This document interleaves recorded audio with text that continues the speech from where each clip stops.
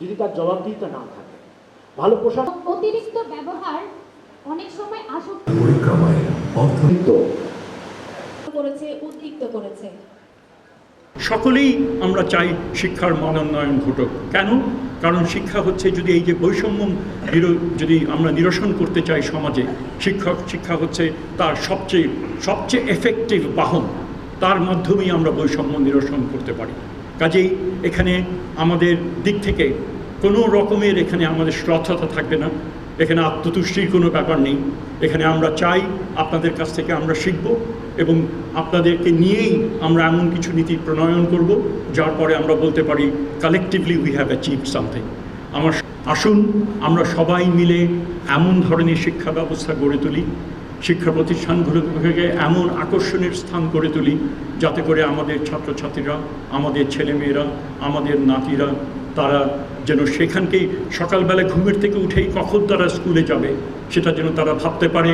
তারা ছুটির দিনগুলোতে তারা কেন ভাববে না কেন আজকে স্কুল বন্ধ, আমরা তো আমার বন্ধুর সঙ্গে দেখা করতে যাব, আমি স্কুলে খেলাধুলা করব।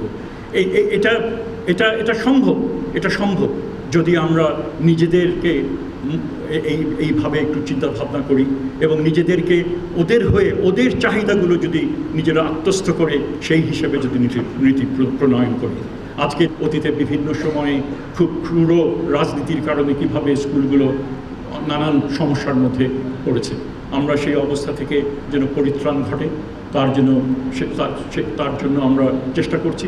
আমরা আশা করি আমরা ভবিষ্যতে যারা রাজনৈতিক দল যারা ক্ষমতায় আসবেন তারা এই বিষয়গুলো নিয়ে যত্নের সাথে যেন স্কুলগুলো এবং অন্যান্য যে কলেজগুলো সেগুলো যেন তারা সেখানে যেন শিক্ষার কেন্দ্রভূমিতে সেগুলো যেন পরিণত হয় তার জন্য তারা যত্নশীল থাকবেন।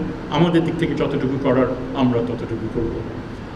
আমরা এমন কিছু নীতি প্রণয়ন করব যার কিছু হলেও আমরা বাস্তবায়ন করে যাব এবং বাকিগুলো আমরা রেখে যাব রাজনৈতিক দলগুলো তারা যখন ক্ষমতায় আসবেন।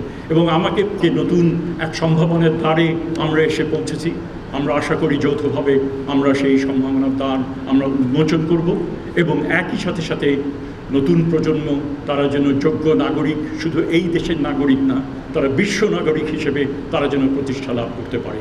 কারণ তার যোগ্য উদাহরণ কিন্তু আমাদের সামনে আছে। এই দেশে থেকেই তারা নেতৃত্ব দিচ্ছেন। সে ধরনের সম্ভাবনা যেন সকলের জন্য ঘটুক।